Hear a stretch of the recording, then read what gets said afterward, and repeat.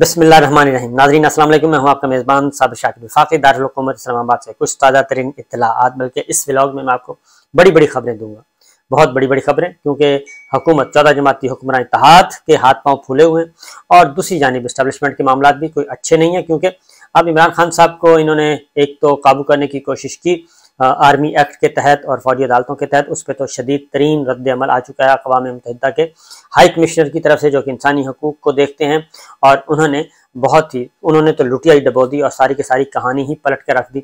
बल्कि न सिर्फ कहानी पलट दी, उस तरफ से तो बहुत बड़ा हुक्म आया है और उन्होंने खबरदार किया है कि अगर फौजी अदालतों के तहत और आर्मी एक्ट के तहत सिविलियन पे मुकदमा चलाए तो ये आलमी इंसानी बुनियादी हकूक़ की खिलाफ वर्जी होगी और इस पे आपको फिर संगीन नताइज भी भुगतना होंगे।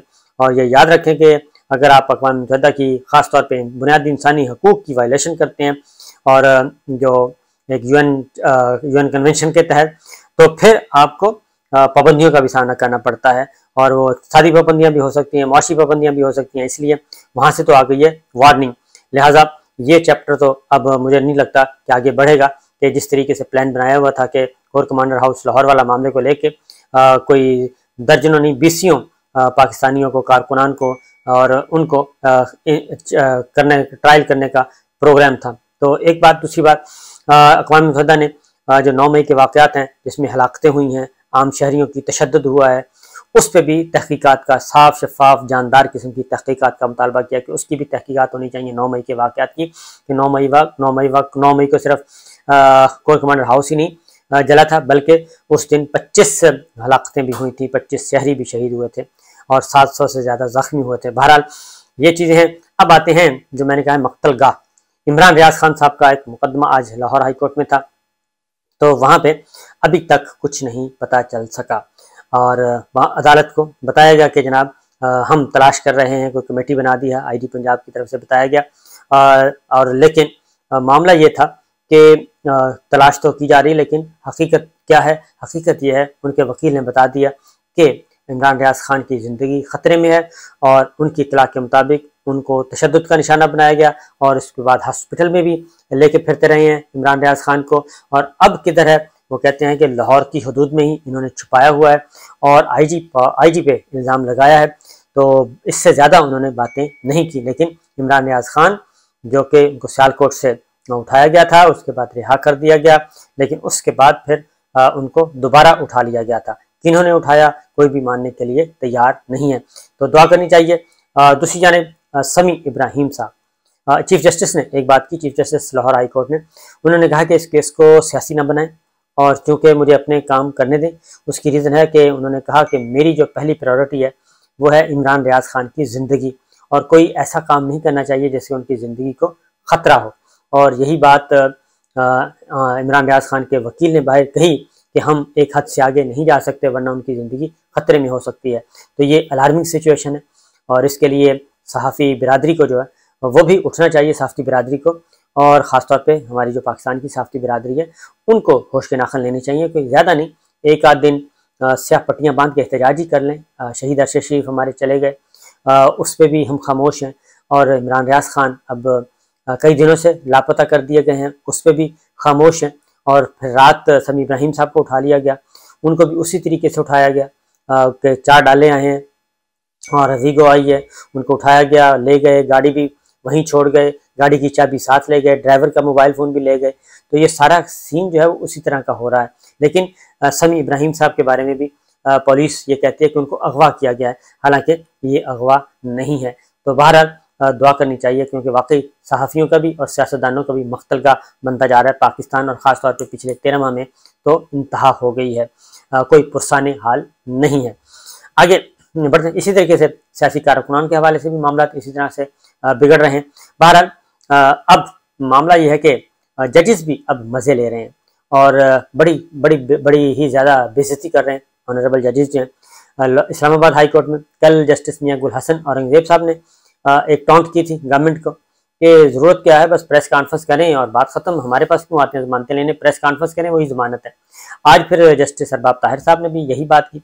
असद कैसर साहब का केस था, तो उन्होंने कहा कि असद कैसर साहब के वकील से पूछा क्यों जी आपका मूड नहीं बना प्रेस कॉन्फ्रेंस करने का, प्रेस कॉन्फ्रेंस करें। जस्टिस अरबाज मोहम्मद ताहिर साहब कहते हैं प्रेस कॉन्फ्रेंस करें और छुट्टी, आपका बंदा रिहा हो जाएगा, यही तरीका है।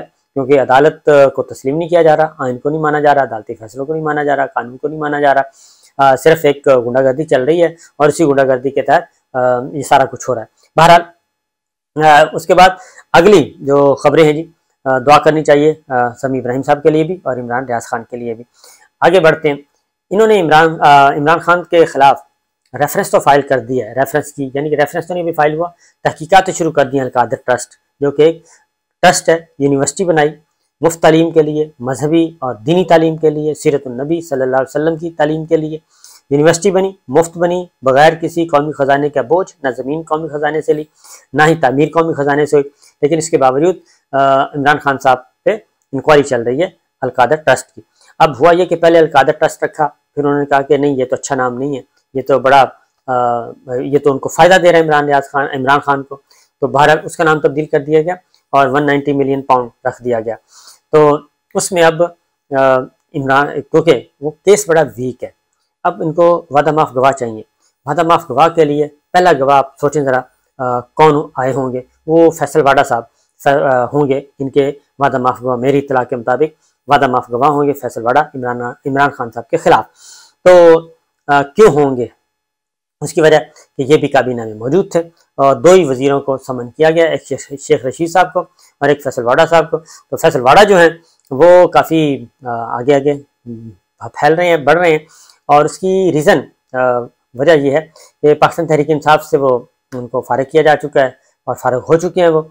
और चूँकि बड़ा पुराना पहले ही शुरू में मसला पैदा हो गया था जब फैसल वाडा जो है वो नाअहल हुए, तो उसके बाद इस दौरान उन्होंने सेनेट का भी टिकट ले लिया था, कौमी असम्बली की सीट भी बाद में वो सीट नहीं जीत सके, वो भी हार गए, इधर से सेनेट की सीट भी गई और उनके सिफारशी बड़े तगड़े थे और उस वक्त इमरान खान साहब को सिफारिश करने वाले बड़े तगड़े लोग थे और इसलिए अब वो पांसा पलट चुका है और अब पांसा पलट गया तो अब तलाश किया जा रहा है नंबर 1 वादा माफ गवाह फैसल वाडा अलकादर ट्रस्ट में, क्योंकि काबीना के इजलास में मौजूद थे। ये गवाही बस इतनी देंगे कि जनाब मैंने मुखालफत की थी और ये बंद लिफाफा था, हमने कहा था इस तरह ना करें, लेकिन वज़ीर आज़म साहब नहीं माने, तो उन्होंने फिर ये बंद का लिफाफा जो है वो बंद ही रहने दिया। तो हमारे तहफ़्फ़ुज़ात थे, मेरे भी थे और फवाद चौधरी साहब के, इस तरह से ये बातें करेंगे तो इसको कहते हैं वादा माफ गवाह। दूसरे वादा माफ गवाह जो हैं ये कोशिश कर रहे हैं कि मलक रियाज जो हैं वो भी गवर्नमेंट की तरफ से, इस नैब की तरफ से वादा माफ गवाह में आ जाएं और वो भी कोई ना कोई स्टेटमेंट रिकॉर्ड कर दें। उसकी रीज़न है अभी तक तो वो नहीं माने, क्योंकि काफ़ी वो प्लेयर हैं, बड़े पुराने प्लेयर हैं, वो इतनी जल्दी नहीं मानने वाले, ना इतनी जल्दी काबू आने वाले हैं। तो उनको भी कहा जा रहा है कि असलम भूतानी हुकूमती रुकन है। उन्होंने कहा जी जब तक मलक रियाज को गिरफ्तार नहीं किया जाएगा तब तक ये इमरान खान को सजा नहीं हो सकेगी अलकादर ट्रस्ट में। और साथ ही फैसल वाडा ने भी ये बात कहनी शुरू कर दी, उन्होंने फैज़ हमीद साहब को लिया और मलक रियाज साहब दोनों को फिक्स कर दिया कि जनाब फैज़ हमीद साहब थे असल तो बेनिफिशियल, वो उन्होंने बेनिफिट्स उठाए हैं इस सारे मामले में और उनकी तो जायदादें भी बाहर हैं बहुत सारी। लेकिन ये फैज़ हमीद को क्यों फंसाया जा रहा है इस मामले में फैज़ साहब को, और ख़ास तौर पे वजह मैं आपको बता देता हूँ कि वजह कोई बहुत बड़ी वजह नहीं है, वही पर्सनैलिटी क्लैश है, चपकलिश है। क्योंकि DGISI के होते से जब हटे थे तो फैज़ साहब आए थे, फैज़ DGISI बने थे, तो वो एक मामला चल रहा है और फिर दरून खाना कुछ और तनाज़ात भी चल रहे हैं, लेकिन जनाब फैज़ साहब अभी तक इनके काबू नहीं आ रहे। उसकी वजह अब फैसल वाडा साहब जो हैं वो कभी शहीद अरशद शरीफ के बारे में कह देते हैं, कभी शहीद अरशद शरीफ के कत्ल को किसी और मामले से, इंटरनेशनल मामले से जोड़ देते हैं, कभी कहते हैं कि मेरे पास बहुत सबूत हैं, कभी कहते हैं कि सबूत नहीं है, जब FFT ने बुलाया नहीं गए और स्पेशल JIT ने बुलाया नहीं गए, तो ये कहते रहते हैं लेकिन करते कुछ नहीं है। लेकिन कर जो रहे हैं वो हमें पता ही है कि काम किन के लिए कर रहे हैं। तो मेरा ख्याल है कि फैसल वाडा साहब को कम बोलना चाहिए तो ज़्यादा बेहतर है, क्योंकि पिछले 4-5-6 सालों में काफ़ी कुछ उन्होंने काफ़ी गुफ्तगू फरमाई है। तो बहरहाल अब इमरान खान साहब के ख़िलाफ़ जो है वो वादा माफ गवाह दरकार हैं, इनको वो नहीं मिल रहे और कभी फैज़ साहब के गिर्द घेरा क्यों तंग किया जा रहा है। अगली बात तो ये है कि वो कहते हैं कि ये माल, अब सारा जो माल है ये फैज़ साहब ने लिया, तो फैज़ के ख़िलाफ़ घेरा तंग क्यों किया जा रहा है? ये है 10 मिलियन का क्वेश्चन है ये, कि वजह क्या बनी। कहा इनको परेशानी ये है, असल जो खतरा ये है कि इनको कहते हैं जी जनरल फैज़ जो हैं इमरान खान साहब के पीछे और सारी स्ट्रेटजी बनाने वाले वो फैज़ साहब हैं, और फैज़ साहब ही की वजह से पिछले 13 माह में इमरान खान साहब पे काबू नहीं पाया जा सका। अगर ये बात दुरुस्त मान ली जाए, पहली बात तो ये दुरुस्त नहीं है, अगर ये दुरुस्त बात मान ली जाए तो इसका मतलब है जनरल फैज़ साहब बड़े जीनियस आदमी हैं और पूरे के पूरे 14 जमाती हुक्मरान इत्तेहाद को, फिर प्लस एस्टेब्लिशमेंट को, GHQ को, सारों को वो रगड़ा लगा रहे हैं अकेला फैज़ हमीद जो है। अगर वो वाकई ये बातें इनकी सही हैं तो फिर तो जनरल फैज़ साहब को इन्हें माफ़ी भी मांगनी चाहिए उनसे और उनको वापस लाना चाहिए कि जनाब ये आपका काम है, आप संभालें, क्योंकि वो संभालते रहे हैं। तो लिहाजा उनको ख़ास तौर पे जनरल फैज़ साहब को छुपाने की फंसाने की कोशिश की जा रही है। लेकिन ये बात ध्यान में रखिए फैसल वाडा साहब और दीगर कि ये जो बात की जाती है ना कि सिर्फ जनरल फैज़ साहब ही फंसेंगे, नहीं, जनरल फैज़ साहब DGC थे और DGI थे। वो कहते हैं DGC के तौर पे DGI जो मुझे कहता था और जो आर्मी चीफ कहता था मैं उसको इम्प्लीमेंट कर देता था, बात ख़त्म। हमने तो ओबे करने, ऑर्डर ओबे करने, वरना एक मेजर जनरल की क्या हैसियत है 2 स्टार की 4 स्टार के सामने। लिहाजा ये बात हुई। तो देखते हैं कि जनाब जनरल फैज़ के खिलाफ मलक रियाज साहब आते हैं या नहीं आते, क्योंकि मलक रियाज साहब को भी कहा जा रहा है कि आप भी इमरान खान साहब के खिलाफ गवाही दें, इमरान खान के खिलाफ भी और जनरल फैज़ के खिलाफ भी गवाही दें, क्योंकि जनरल फैज़ को भी फंसाना मकसूद है और इमरान खान साहब को भी फंसाना मकसूद है, और इसके लिए वो मलक रियाज साहब का सहारा लेने की कोशिश कर रहे हैं। लेकिन मैं आपको एक बात बता दूं कि मलक साहब इतने कमज़ोर नहीं है कि वो इनके जंगल में आ जाएंगे।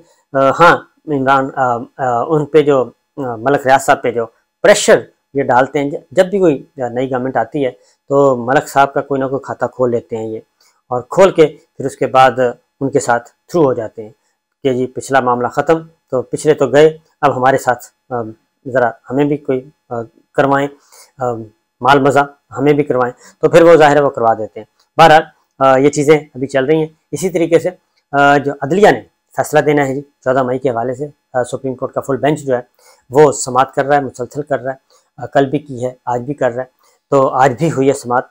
तो केस लगने लगा है किसी किनारे, लेकिन उससे पहले जजेस को बहुत ज़्यादा प्रेशराइज़ किया जा रहा है, ख़ास तौर पर चीफ जस्टिस ऑफ पाकिस्तान को। और किस तरीके से प्रेशराइज़ किया जा रहा है ये मैं आपको बता देता हूँ कि मामला वही है कि किस तरीके से वो ऑडियो कमीशन जो बनाया गया है, ऑडियो कमीशन है, उसकी आड़ में ये सारे काम जो है ये करने का इनका इरादा है, और उसमें बहुत सारे जो गवाहान, बल्कि पूरी की पूरी लिस्ट दे दी गई है कि किन किन को बुलाया जा रहा है, और जस्टिस काजी फाइज़ साहब और chief justice Islamabad high court और chief justice Balochistan high court ये सारे के इन चीज़ों को देख रहे हैं। तो तेज़ी से जारी है जी तहकीकात तफ्तीश। अभी एक हेयरिंग हुई है और दूसरी हेयरिंग होनी है 27 को। एक और ख़बर ले लें, इमरान खान साहब ने आर्टिकल 245 के निफाज को चैलेंज कर दिया है बाकायदा तौर पे सुप्रीम कोर्ट ऑफ पाकिस्तान में। उसमें तमाम सियासी जमातों के रहनुमाओं को भी फरीक बनाया गया है, और इमरान खान साहब ने कहा है कि न सिर्फ 245 के दायरा अख्तियार और इसके निफाज को चैलेंज कर रहे हैं, बल्कि उन्होंने कहा है कि जो 9 मई को हुई कत्ल गारत हुई, जलाओ घिराव हुआ, उसकी भी तफ्तीश करनी चाहिए, उसकी भी तहकीकात होनी चाहिए, उसके लिए भी सुप्रीम कोर्ट से इस्तदा की गई है। तो ये दोनों ही इम्पॉर्टेंट हैं, तो देखते हैं क्या होता है। ये छोटी छोटी खबरें थी, मैंने आपके साथ शेयर कर लूँ। मामलात वही चल रहे हैं। तो फैसल वाडा नए प्लेयर हैं, अब किसके हैं ये आपको इंशाल्लाह अगले व्लॉग में बता देंगे, क्योंकि उन्होंने अपने सियासी कैरियर का आगाज़ जनरल रिजवान DGISI जब DGISI वो कोर कमांडर कराची थे तब से किया था, उन्होंने कोर कमांडर कराची जब जनरल रिजवान थे तो उस वक्त अपनी सियासत का आगाज़ किया था, और आजकल वो जनरल फैज़ साहब के बहुत खिलाफ हैं। ये किसी ने टास्क दिया है या वैसे ही ये हो रहा है, क्योंकि जनरल बाजवा साहब का नाम नहीं लेते, सिर्फ जनरल फैज़ साहब का नाम लेते हैं। इजाज़त दीजिए, अल्लाह हाफ़िज़।